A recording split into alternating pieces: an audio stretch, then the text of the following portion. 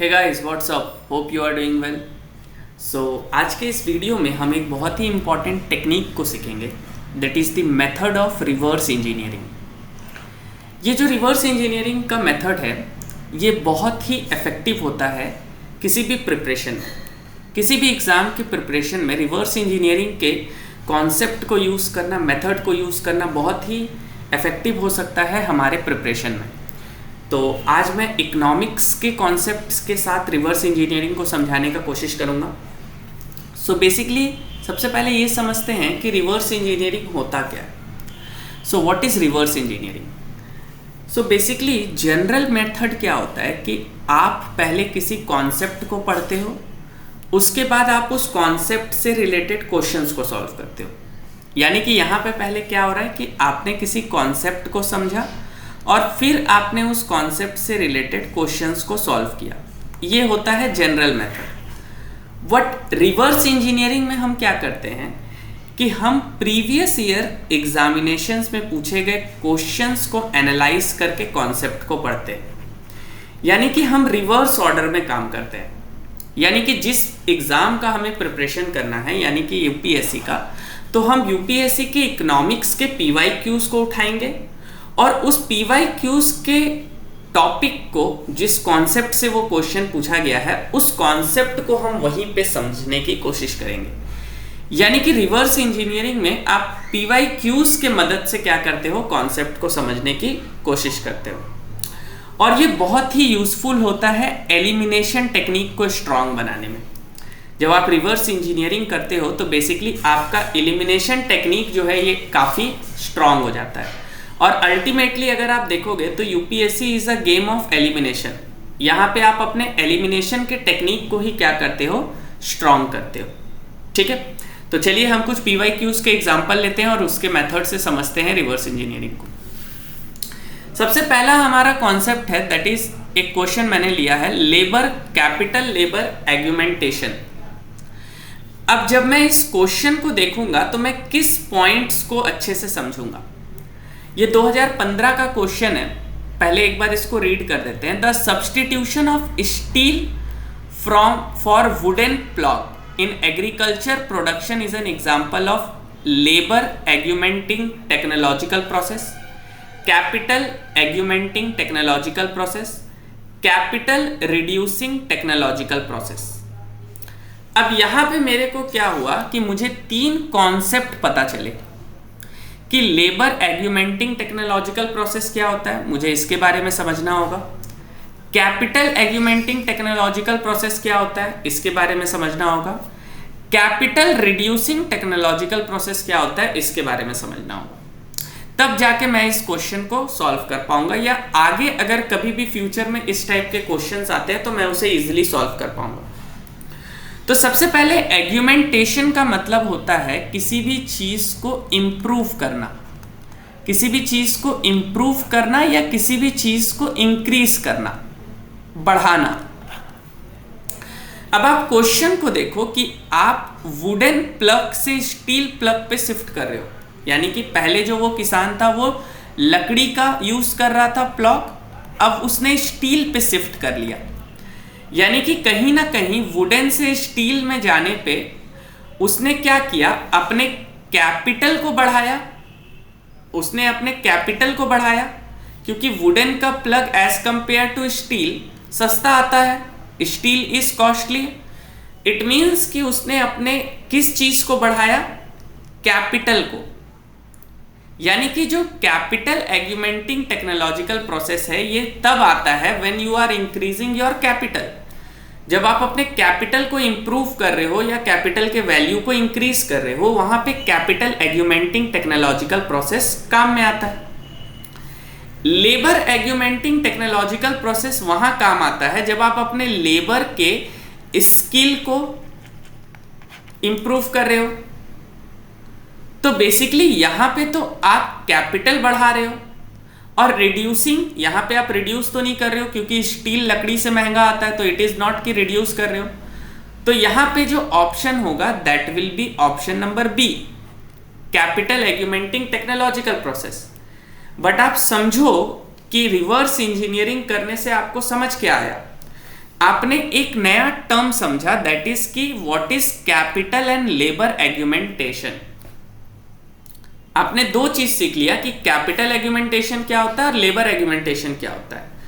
अब फ्यूचर में यूपीएससी अगर कभी भी इससे रिलेटेड कोई क्वेश्चन पूछता है तो आपको वो कॉन्सेप्ट पता होगा। इसी तरीके से एक और एग्जांपल लेते हैं, that is the concept of capital formation. 2018 का क्वेश्चन है, पहले क्वेश्चन को समझते हैं। क्वेश्चन बोल रहा है despite having a high saving economy, capital formation में not result in significant increase in output. अब पहले कॉन्सेप्ट को समझो। देखो यहां पे बोला जा रहा है कि despite being a high saving economy, यानी कि जो आपका इकोनॉमी है वो कैसा है, इट इज अ सेविंग, यानी कि लोग अपने पैसे को सेव करना चाह रहे हैं। अब आप देखो कि जब लोग अपने पैसे को सेव करेंगे तो बैंक्स के पास ज्यादा पैसा अवेलेबल होगा फॉर गिविंग लोन्स, यानी कि जब लोन्स ज्यादा मिलेंगे तो कहीं ना कहीं कैपिटल बढ़ेगा, क्योंकि फैक्टर्स ऑफ प्रोडक्शन में एक फैक्टर कैपिटल भी होता है। तो लिंक कैसे किया हमने, क्योंकि यहां पे लिख रहा है कि despite having a high saving economy, तो यानी कि जब आपका इकोनॉमी में सेविंग ज्यादा है तो वो पैसा बैंक्स के पास जाएगा, बैंक्स उस पैसे को लोन में देंगे, यानी कि कैपिटल आपके इकोनॉमी में तो है, लेकिन आपका कैपिटल होने के बाद भी क्वेश्चन ये बोल रहा है कि आउटपुट उतना अच्छा नहीं मिल पा रहा है। यानी कि आप कैपिटल तो लगा रहे हो बट आउटपुट उतना अच्छा नहीं मिल रहा है। यानी कि अगर आप 100 रुपए का कैपिटल लगा रहे हो तो आउटपुट 90 रुपए का ही मिल रहा है। ठीक है, तो इसका क्या कारण हो सकता है? तो इसका कारण वीक एडमिनिस्ट्रेटिव मशीनरी हो सकता है, जरूरी नहीं है। एडमिनिस्ट्रेटिव मशीनरी मीन्स कि सरकार के कुछ पाबंदी है, तो जरूरी नहीं ऐसा हो सकता है। इलिटरेसी, ये भी एक बहुत हो सकता है इलिटरेसी के कारण हो कि कैपिटल हम सही से यूज नहीं कर पा रहे हो, बट जरूरी नहीं है कि सारे के सारे एंटरप्रेन्योर्स इलिटरेट हो, क्योंकि जनरली जो भी बिजनेस खोलेगा तो उसको उस बिजनेस के बारे में आइडिया होगा। हाई पॉपुलेशन डेंसिटी, ये भी कोई अच्छा कारण नहीं है। तो इसका सही रीजन जो है वो है हाई कैपिटल आउटपुट रेशियो। अब आपको ये तो पता चल गया कि answer high capital output ratio है। अब आपको जो चीज सीखना है कि ये कैपिटल आउटपुट रेशियो का कॉन्सेप्ट क्या बोलता है, कि what is the concept of capital output ratio. तो कैपिटल आउटपुट रेशियो का कॉन्सेप्ट ये बोलता है कि जब आपको 1 यूनिट ऑफ आउटपुट को प्रोड्यूस करने के लिए बहुत ज्यादा कैपिटल लगता है, यानी कि अगर आप 10 रुपए का सामान बनाना चाहते हो तो आपको 15 रुपए खर्च करने पड़ेंगे, यानी कि 15 रुपए का कैपिटल लगा के आप 10 रुपए का आउटपुट दे रहे हो, तो जाहिर सी बात है कि आपका इंक्रीज आउटपुट कैसे होगा, आप तो लॉस में चल रहे हो। यानी कि आपका कैपिटल आउटपुट रेशियो क्या है, हाई है। और कॉन्सेप्ट ये होना चाहिए कि capital output ratio should be low. अगर आप चाहते हो कि आपके इकोनॉमी में ग्रोथ आए तो ग्रोथ के लिए आपको कैपिटल आउटपुट रेशियो जो होना चाहिए ये हमेशा लो होना चाहिए। यानी कि आप 100 रुपए लगा रहे हो तो आप 150 रुपीस का आउटपुट प्रोड्यूस करो। तो यानी कि हमने फिर से रिवर्स इंजीनियरिंग करके एक क्वेश्चन को अच्छे से समझा तो हमें कितने सारे चीजों के बारे में पता चला। That is what the concept of reverse engineering. एक और एग्जांपल लेते हैं,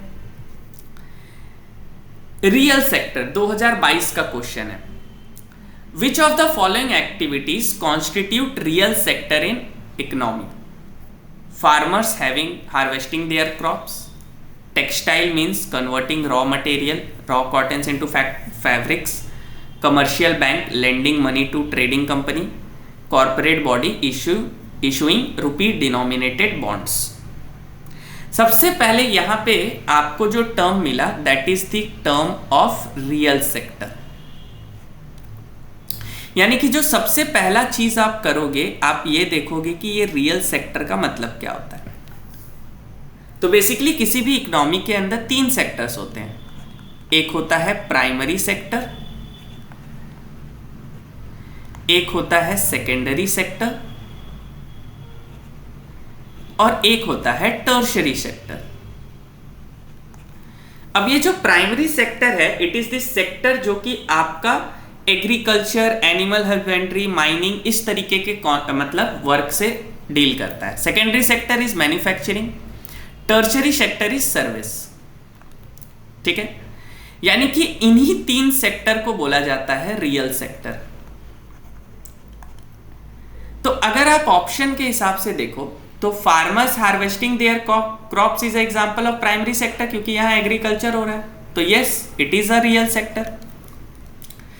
textile mills converting raw cotton into fabrics, yes यहां पे मैन्युफैक्चरिंग हो रहा है, रॉ मटेरियल को फाइनल गुड्स में कन्वर्ट किया जा रहा है जो फैक्ट्रीज में होता है, तो yes it is a example of secondary sector.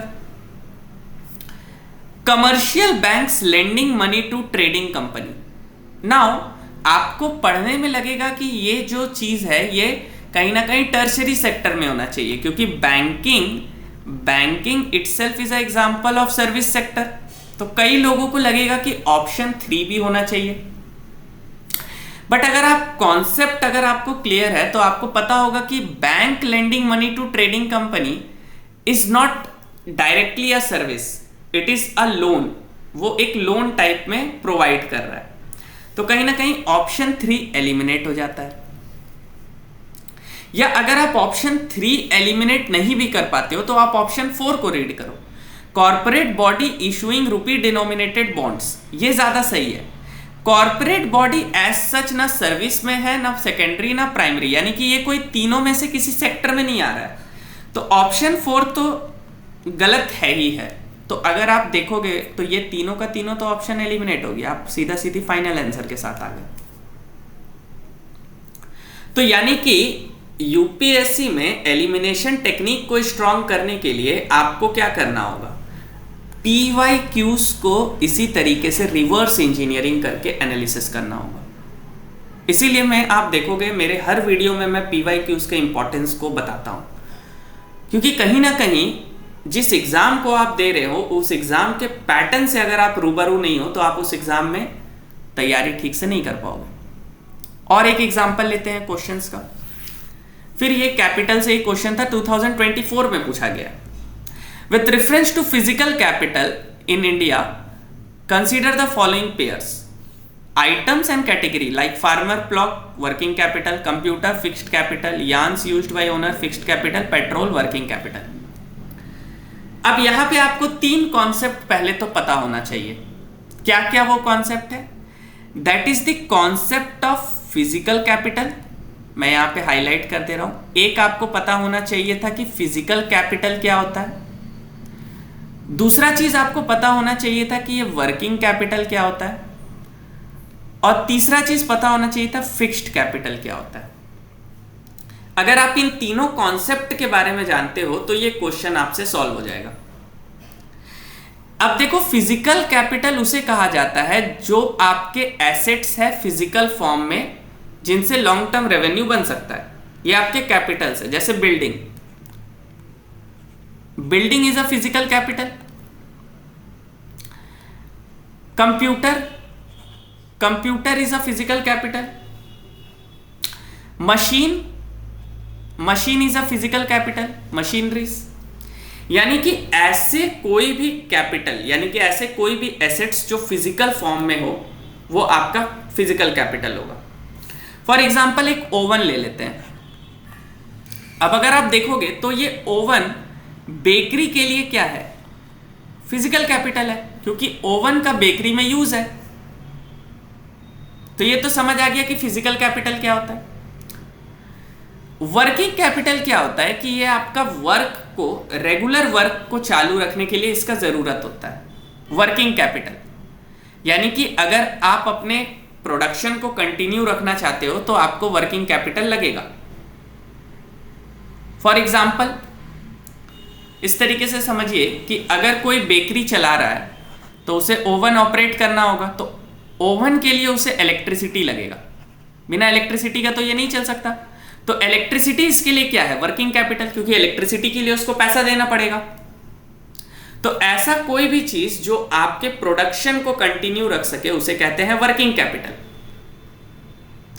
और फिक्स्ड कैपिटल उसे कहते हैं जो लॉन्ग टर्म एसेट्स होते हैं, जो आपके लॉन्ग टर्म एसेट्स होते हैं, इसे कहते हैं फिक्स्ड कैपिटल। तो कॉन्सेप्ट ये है, ठीक है। अब आप देखो तो फार्मर का जो प्लॉग है it is not a working capital, ठीक है। अगर आप देखोगे तो फार्मर का जो प्लॉग है ये वर्किंग कैपिटल नहीं है। Computer is a fixed capital, yes computer fixed capital है। Yarn used by weaver is not a fixed capital, it is a working capital. ये वर्किंग कैपिटल है क्योंकि उसे काम रोज चालू रखना है, तो ये ऑप्शन तो एलिमिनेट हो गया। Petrol is a working capital, yes अगर कोई जोमेटो राइडर है तो उसके लिए वर्किंग कैपिटल पेट्रोल होगा, तो yes it is a option correct, ठीक है। अब अगर आप देखो तो फार्मर प्लग भी वर्किंग कैपिटल नहीं है, it is a fixed capital, मतलब फिजिकल कैपिटल है लॉन्ग टर्म के लिए, तो ये एलिमिनेट हो गया। और कंप्यूटर फिक्स्ड कैपिटल है, तो ऑप्शन 2 and 4 यानी कि only 2, B will be the right option. तो इस तरीके से हमें क्या करना होगा, क्वेश्चंस को समझना होगा और उससे रिलेटेड कॉन्सेप्ट को समझना होगा, ठीक है। अब फिर से एक क्वेश्चन है सेक्टर से और 2024 में ही पूछा गया है क्वेश्चन। अगेन ये क्वेश्चन आपका सेक्टर से और 2024 में ही पूछा गया है। With reference to sectors in Indian economy consider the following pairs. Basically आपको कैटेगराइज करना है। तो अगर आपने सेक्टर्स ऑफ इंडियन इकोनॉमी को अच्छे से पढ़ रखा है, आपको प्राइमरी, सेकेंडरी, टर्शरी, इन सब सेक्टर्स के बारे में अच्छे से पता है, तो आप आराम से क्वेश्चंस को कर ले जाओगे। जैसे स्टोरेज ऑफ एग्रीकल्चर प्रोड्यूस, इसमें कोई सेकेंडरी एक्टिविटीज नहीं है। सेकेंडरी एक्टिविटीज बेसिकली होता है मैन्युफैक्चरिंग, यानी कि सेकेंडरी सेक्टर में हमेशा आप याद रखो कि रॉ मटेरियल्स जो है ये फाइनल प्रोडक्ट में बदलेंगे। सेकेंडरी सेक्टर में होता ही यही है कि रॉ मटेरियल को फाइनल गुड्स में बदला जाता है। स्टोरेज इज अ सर्विस, ये आप सर्विस दे रहे हो, तो ये तो गलत हो गया। डेयरी फार्म, यस ये तो प्राइमरी ही एक्टिविटी है। Animal husbandry, mineral exploration is not a tertiary, यहां आप मिनरल को निकाल रहे हो तो आप सर्विस नहीं दे रहे हो, आप प्राइमरी एक्टिविटी कर रहे हो। और इसी मिनरल्स को जब फाइनल प्रोडक्ट में बदला जाएगा तो मैन्युफैक्चरिंग, तो ये भी गलत। Weaving clothes, yes it is a secondary, क्योंकि आप रॉ मटेरियल को, धागे को क्या कर रहे हो, फाइनल गुड्स में बदल रहे हो, तो yes it is a correct. तो यहां भी ऑप्शन क्या हो जाएगा, ओनली 2। तो बेसिकली आप देख रहे हो कि क्वेश्चन सेक्टर से कितने बार पूछे गए, 3 बार तो यहीं पे हो गया। आप देखो ये भी कहीं ना कहीं सेक्टर्स ऑफ इकोनॉमी का क्वेश्चन है, ये भी कहीं ना कहीं आपको अगर देखा जाए तो कैपिटल का है, ये सेक्टर्स में नहीं बोल सकते, ये एक सेक्टर का क्वेश्चन है। यानी कि अभी तक में तो 2 बार सेक्टर से क्वेश्चन रिपीट हो गया, 24 और 22 में। तो कितना हेल्पफुल हो सकता है आपके लिए रिवर्स इंजीनियरिंग को करना, PYQs के साथ करना।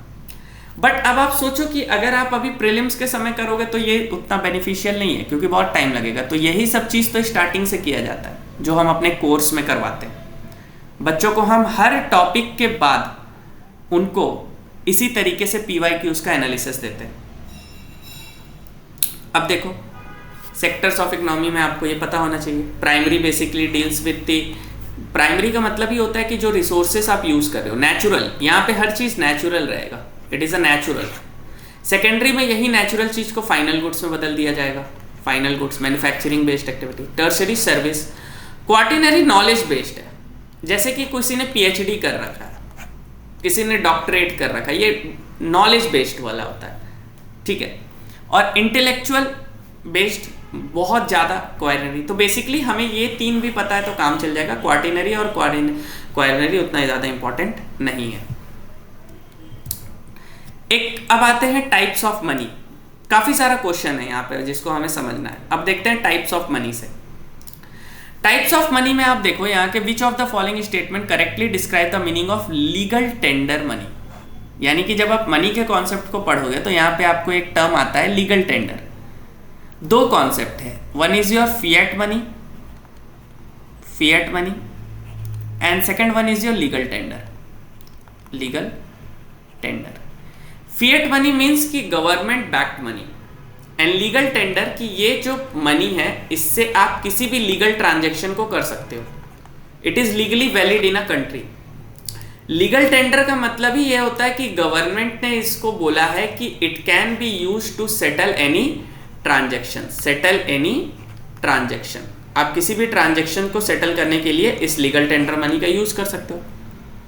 अब डेफिनेशन देखो, a money which is tendered in court of law deferred for free legal case. कोई मीनिंग ही नहीं है अगर आपने एक बार भी पढ़ रखा है तो option eliminate. The money which a creditor is under compulsion to accept in settlement of his claims. Yes, जो क्रेडिटर है वो कंपल्शन है कि वो एक्सेप्ट करेगा ही करेगा, अदरवाइज क्योंकि ये लीगल टेंडर है ना, गवर्नमेंट ने इसको ऑथराइज किया है, तो option B. Bank money in form of cash, गलत। Money metallic money currency circulation, गलत। हाँ, metallic money in circulation is also legal tender money but it is a limited legal tender money.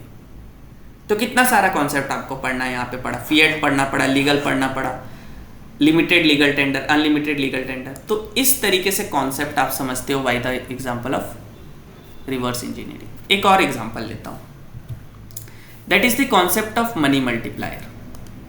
ठीक है, money multiplier क्या होता है? Basically economy के अंदर जब मनी आपका क्या होता है, मल्टीप्लाई होता है, यानी कि अगर आपने 100 रुपए डाला तो ये 100 रुपए क्या हो जाएगा, 500 रुपए बन जाएगा। तो it is multiplying 5 times, that is the concept of money multiplier. तो the money multiplier in economy increases with which of the following. Money multiplier आपका इंक्रीज होगा, बढ़ेगा, किससे? Increase in cash reserve ratio, statutory liquidity ratio, banking habit and population. तो पहले तो आपको दो चीज यहां पे पता चल गया, that is cash reserve ratio, statutory liquidity ratio. अब आपको एक चीज समझना है कि कैश रिजर्व रेशियो और स्टैट्यूटरी लिक्विडिटी रेशियो क्या होता है, यानी कि सीआरआर और एसएलआर। ठीक है, तो बेसिकली कॉन्सेप्ट ये बोलता है कि सीआरआर और एसएलआर ये बैंक्स को अपने पास डिपॉजिट मनी रखना पड़ता है। आरबीआई कुछ कंपल्शन लगाता है कि बैंक्स को अपने net demand and time liabilities का कुछ money as a form of reverse रखना पड़ता है इन फॉर्म ऑफ सीआरआर और एसएलआर। यानी कि अगर 100 रुपए बैंक के पास है तो उसमें से मान लेते हैं 10 रुपए बैंक सीआरआर के फॉर्म में रखेगा और 10 रुपए बैंक एसएलआर के फॉर्म में रखेगा। यानी कि 100 में से 20 रुपए तो रिजर्व में चला गया, यानी कि अब 80 रुपए ही इकोनॉमी में जाएगा। तो सोचो कि अगर सीआरआर बढ़ रहा है और एसएलआर बढ़ रहा है तो क्या मनी मल्टीप्लाई हो रहा है? मनी तो रिड्यूस हो रहा है। तो ये दो ऑप्शन तो एलिमिनेट हो गया। Increase in population of the country, जरूरी नहीं है कि पॉपुलेशन बढ़ेगा तो लोगों के पास पैसा आएगा ही आएगा, क्योंकि अनएम्प्लॉयमेंट भी तो बढ़ेगा, जॉब कहां से लाओगे? कुछ लोग हैं जो काम करना नहीं चाहते, निकम्मे लोग। तो ये भी ऑप्शन गलत हो गया। तो हुआ क्या सही? Banking habits of population. जब लोगों का बैंकिंग हैबिट सुधरेगा तो लोग सेविंग करेंगे। जब लोग सेविंग करेंगे तो अगेन आपका पहला क्वेश्चन जो मैंने बताया था, लोन्स के लिए ज़्यादा पैसा आएगा, मनी मल्टीप्लाई होगा। तो मतलब कितना ब्यूटीफुली आप पढ़ सकते हो, इंटरेस्टिंग कितना है पढ़ाई, रेदर देन कि किसी एग्जाम का तैयारी करना। तो ऐसे बहुत सारे क्वेश्चन है जिनका मैं एग्जाम्पल लाया था। तो कुल मिला के बात वही है कि अल्टीमेटली आपको रिवर्स इंजीनियरिंग में क्या करना है। जैसे एक मॉनेटरी पॉलिसी कमेटी, तो मॉनेटरी पॉलिसी कमेटी में आपको पता चल गया कि एक ऐसा कुछ कमेटी है जिसमें 6 मेंबर होते हैं, तो पहला तो यही एलिमिनेट हो गया। सेकंड, अब जैसे ही आपको पता है कि एक बात भी अगर पता रहता है कि इसमें 6 मेंबर होते हैं तो ये एलिमिनेट हो गया। तो 2 जिसमें भी है वो तो गया, बचा। तो ये डिसाइड करता है बेंचमार्क इंटरेस्ट रेट, हाँ ये सही है, ये गलत हो गया। तो reverse engineering is a very beautiful concept जिसको आप पीवाईक्यूज के मदद से कर सकते हो। तो ऐसे ही पॉलिटी, हिस्ट्री, ज्योग्राफी सबका मैं क्वेश्चंस आपको इस तरीके से समझाऊंगा और पीवाईक्यूज पे एनालिसिस करूंगा। तो चैनल के साथ बने रहिए। Till then take care, keep learning. जय हिंद।